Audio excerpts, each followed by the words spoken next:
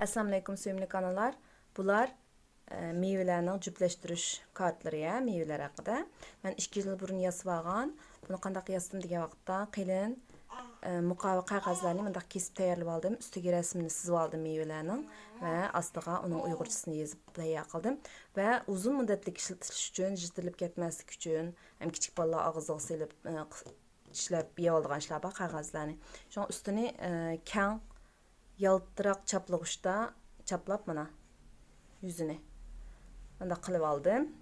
Yog'ib oldim hammasininki. Endi buni mushu qaysi meyveler bo'lsa shularni moslashtirib o'ynaydi.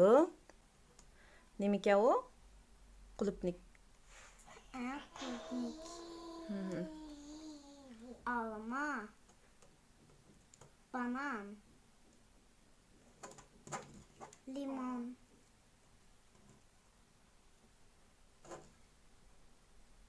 Aluca. Aluca. Meyra alucu'nun Türkçesini bildi, Uygurcasını hem de yana ügün oldu ya.